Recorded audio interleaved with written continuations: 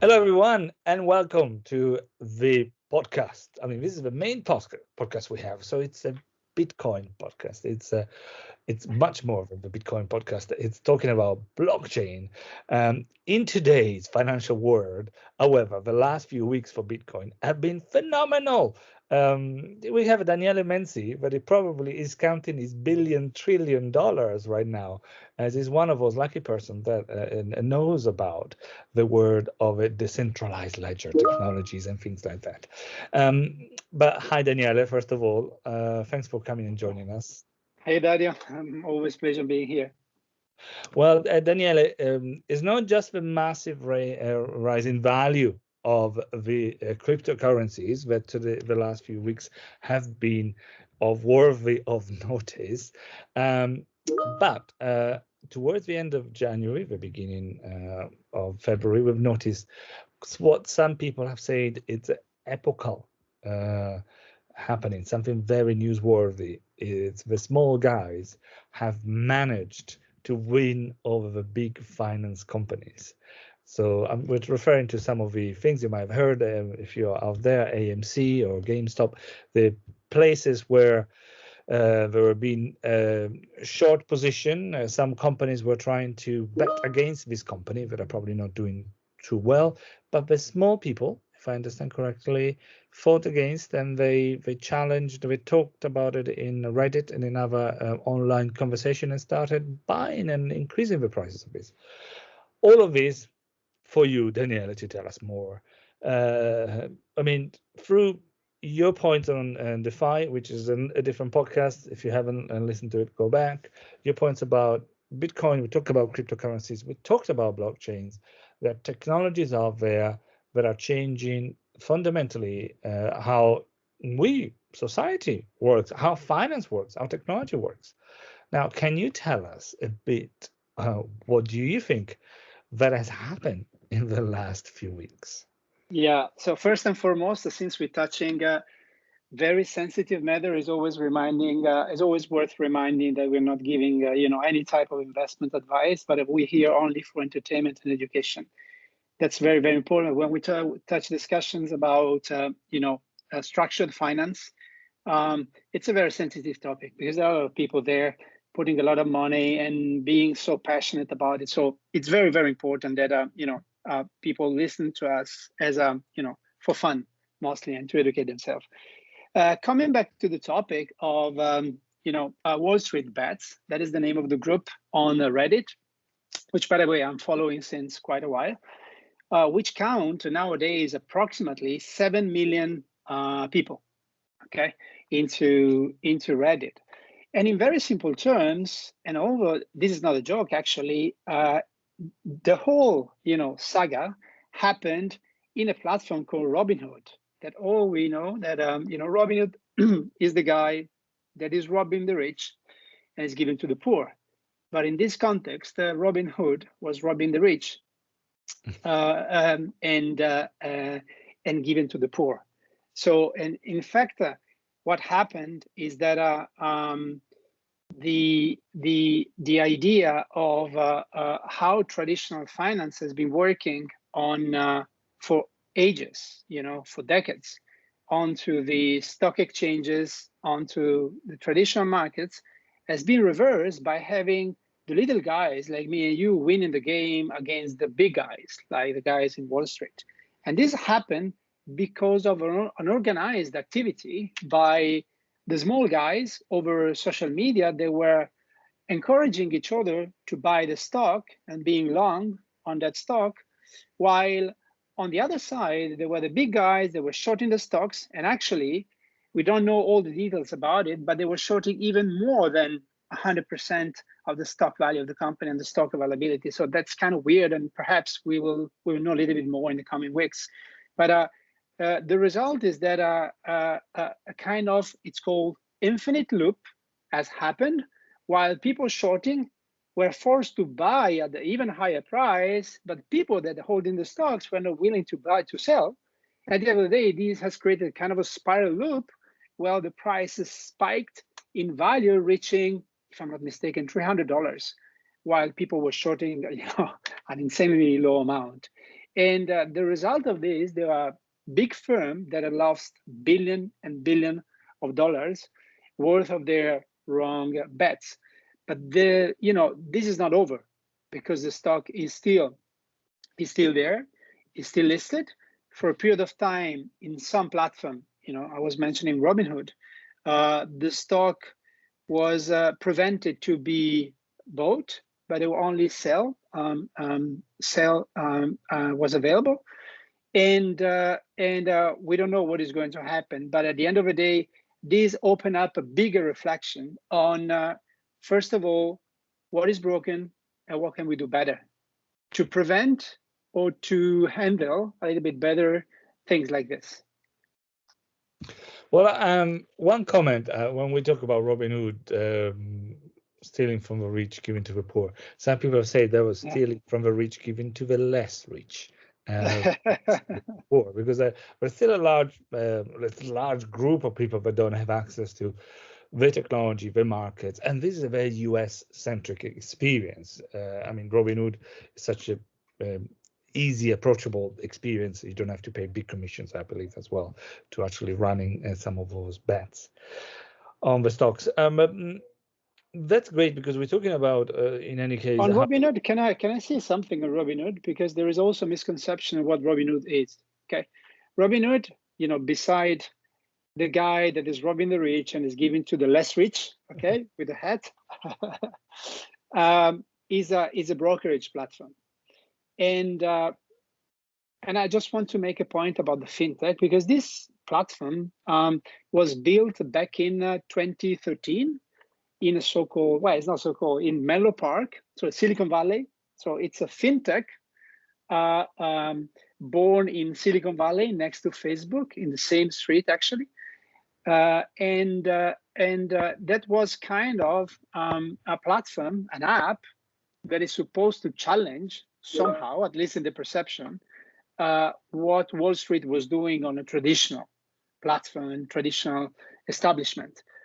While in fact now people realize that a brokerage platform is a platform that kind of improve efficiency in how orders are being managed.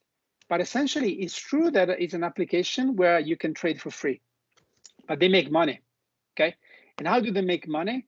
They make money because once you send a trade, okay, you trade, for example, stock.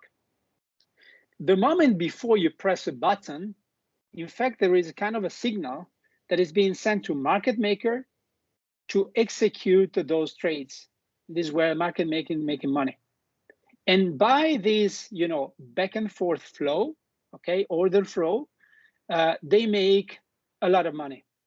So in fact, there is like in telco, you push the traffic towards a wholesale or interconnection carrier. This is the same they're doing. Before the call is established on the other side, it's the same for them. The trade is established. So they route the orders, so the trades, to market maker, and then take profit based, for example, on the spread of that stock. Okay, so all this is nothing new. Okay, so it's true that common understanding, it's a fintech platform, is super cool from a UI UX point of view, but the rules that the platform has embedded are very, very traditional. Okay. Well, I like listening to you, Daniele. Sometimes I wish we had this call almost every day, because you're making some important parallels here. The first question some people would ask is, why is math talking about blockchain? Why is it talking about finance? Why is it and I think you just hit it now with this comparison as well, is sometimes we really the word from different perspectives. So interestingly, now some of those challenges that the telecom structures have seen are now deployed into the finance world. And because everything is becoming more horizontal, now those are the new reality that we all need to live in, including the telecom companies. So some of the impacts of this is now going to take place to companies that are members of MEF or non members of MEF out there that are selling into content, advertising, and or telecommunication services. So you mentioned at one point an overall theory around it. Is it? Do I say it correctly? Is it decentralization? Is how you would describe this, or how would you? Yeah. So first of all, there are two type of topics that are worth emphasizing. Number one, there are kind of systemic issues, which are kind of systemic issues. In the specific case of GME, what happened is that there were guys from one side that were shorting the stock. So this means they were betting against, price going down because of fundamentals. Okay, so you analyze this stock, you say this guy is selling cities, Blockbuster and all the others went bust, and especially in the era of pandemic where everything is online and virtual, this guy selling cities in the store, no chance they will go high. That was their fundamental analysis. Might be right or wrong, that was their fundamental. But these guys have applied only logic based on fundamentals, while the other guys, they didn't care about what the fundamental is for this stock, to price this stock properly. They say, we believe the stock will go high in value because people believe that the stock will go high in value. It's called hype or momentum trading. Okay, so then the two words that collided were, on the top were, retail versus Wall Street, or retail versus institutional, if you want to say hedge fund versus the small investors. While on the macro, from a more behavioral point of view, we're talking about fundamental versus momentum. So those that believe that it's so important, the emotional attachment to price stock value versus the fundamental, which rigidly define whether the stock is priced properly or not. And those two have the same value. And who wins? So far, actually, the emotional trading won against the fundamental trading. Who knows what is going to happen on the GME stock and on others? But this has given us a very, very clear lesson. We should not underevaluate momentum trading, number one.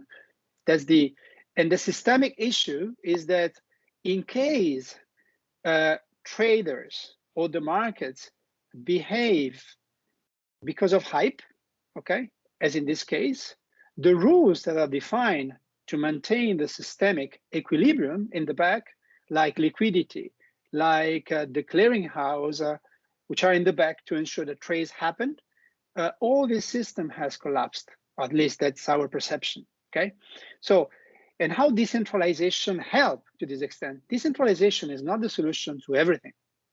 Decentralization is a mean to rethink what today doesn't work in certain conditions. Okay, right now we already have a decentralized ecosystem, a decentralized protocols. We already have it, mostly in finance, and this can be extended also to other areas, like in telco, for example, mostly on the settlement side. But all this should allow us to rethink what we have been doing so far. It didn't work well. So you're saying, let's see if I can come up with a couple of lessons there. The first is that there is a special financial story, and you say whether it's the hype or the fundamentals review, or some would say the organizations and flowing of information as well, given that for the first time, people could coalesce and work together, something that some people would even question whether it's legal or not, but we'll see about that, what people have said. But the overall decentralized model, which we allow now, the new communication tools we have, the availability for single people to actually intercept trading and other opportunities of interact without people in between, is now creating new flows of information, money transactions that were not expected before. So people did not exactly know, but at this point, that after platforms such Robinhood was and Reddit were allowed, put it all together: a communication platform, a financial brokerage firm, and then some specific in the markets, and then you can create mayhem in the financial industry. But that's one example, and tomorrow could be, well, maybe content, or tomorrow it could be your telecommunications industry Anything, as well. absolutely. But this, if you think about how this has been organized, so first of all, it's not really true that what Reddit has done, it was it didn't have any fundamental. Let's say, as I heard several times, there were a lot of fundamentals. So fundamentals in the reasoning, not Yeah. fundamental in strict financial definition, meaning I assess the real stock value. Fundamentals means we believe that if we go this, the stock will go high. That's Yeah. the fundamental of their thinking. And we believe that because the price will go high and we will tell people to buy, the stock will go even higher. And by the time the guys that were shorting the stock, we realize that there's no availability of stock because no one is selling, they will try even to increase the bid. So this means increasing the price and creating a huge asymmetry. This is called the short squeeze, okay? In which at the end of the day, the prices might go up to, I don't know, $1,000, right? While they were shorting at 50, at 40, at 20. So for them, there would be a huge, huge loss. So the lesson learned for this is, first of all, not to think that everything that is flowing on social media is necessarily garbage and is corrupted. I believe once people bet or use their money to place, in this case, a trade, and they risk their capital and they're aware. That's the key point that you mentioned before about regulation. It's highlighting the risk. It's it's essential. It's not very important. It's very essential. You have to know that if you do this, you might lose everything. Are you ready? Yes, that's your choice. If you accept this type of risk and you believe to a story that you read on Reddit, that's your problem. I would like you to encourage to listen to whoever you want and to place your money in whatever opportunity, instead of thinking about how can we make sure people get access to optimal information.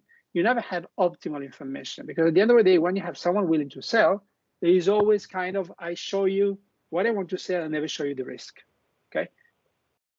I want to play a game with you, Daniela, to find a bit of a summary of what's happening. And the game is winners and losers.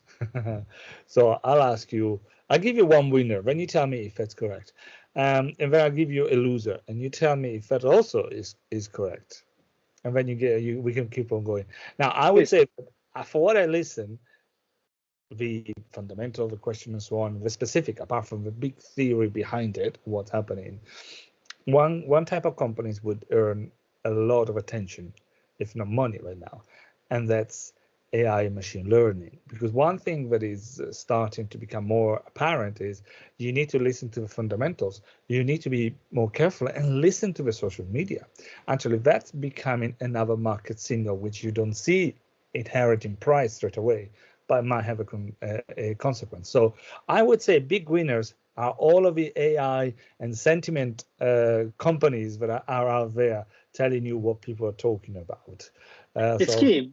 Absolutely. This is key. And then in the case of GME stock, so GameStop, probably you heard that there were a lot of comments by people against Robinhood, about 100,000 comments actually, that were filtered out from Google. This is what I read on the news, because there were suspicion they were fake comments, while people rioting on Reddit saying, "Hey, it's us," you know, it was us that placed those comments. So you have to keep those 100,000 negative comments that will, squeeze the stars of Robinhood from 4 to 1. At the end of the day, in this case, AI has played the role to kind of mitigate, we don't know, obviously, those 100,000 bad reviews of an app, and eventually it can kill the rating of the app. And some of the losers, the other side, I'll tell you, it's the other side of a coin here. I mean, will the bot win and the people lose? Because you only need 10 people to write nice, intelligent comments, but you can have hundreds of thousands of comments being produced every minute by bots and trying to influence the market and so on. Are we going to see a new fraud? Is the consumer possibly going to suffer from this? I mean, we will never be able to stop fraud. Fraud is inside human nature. So people bribing since ever. And when there is money attached to it, is even worse. So we cannot, there is a systemic issue in trying to think of how to prevent fraud that will have even a bigger impact on the real economy than trying to let it flowing. And if something happens, stop it, okay? So in the case of, in this very case, to me, I do personally find an issue that because of you allow such a very high risk practice in shorting so massively a stock, and by the way, this is the third stock in history that has been shorted with this proportion, but there are two before than this that have been shorted at even a higher level. You know what is the first ever shorted in terms of volume stock? It's Tesla. And the second one is Apple. So it's not like, very small company having 100 million of market cap. We're talking about companies having trillion of market caps. So the first two biggest company in the world. So, and Elon Musk, last week, he tweeted about such a bad practice in shorting the stocks that are kind of a criminal activity, because the intention is to kill a company and people leaving because of the jobs of these companies. So to me, the bigger reflection is there are some systemic issues that are designed to prevent bigger collapse that by themselves incentivize, let me say, a bad behavior. If we work in a decentralized ecosystem, you will never face, if it's properly designed, you will never face this, because as long as you have a certain liquidity that is ensured by clearinghouse, this is the same in telco, for example. If you can settle, certain amount of minutes towards a destination, and you have a certain collateral in the back that guarantee that this flow at the end of the day will be paid back from the other side, you will never exceed this capacity, because when you get to 100% of the capacity of the network, of your financial capacity, then you stop it, right?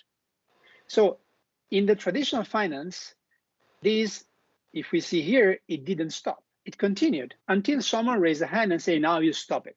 Now you stop trading. That's what happened in the case of Robinhood. So Robinhood, being a central authority, decided, we don't know who decided, we don't know who's in the back, we don't care. That's not the topic. The topic is they can decide at which moment in time to stop trades. Even though the stock was going high and people were becoming millionaire and even more, if you stop buying, then you restrict access. That's to me bad. And this is a typical nature of the centralized system. While in a decentralized ecosystem, as long as there's liquidity and as long as there is trades, so back and forth, then the market maker are automatically working if the conditions on the back work. So that's the systemic advantage of working in a decentralized ecosystem as opposite to centralized. Daniele, thank you very much. On that, we might close the podcast, but I assume we'll have to come back and talk about these. And also, listen to what people have said. If you have any comments, do share with us, because this is a bit of a gym for the brain. See what happens, what could happen in the future. And we will have to wait many years to see all the results of all the things that are happening here. But I'm glad they say that next time we'll still count on digital, the digital transformation observer with Daniele Menzi.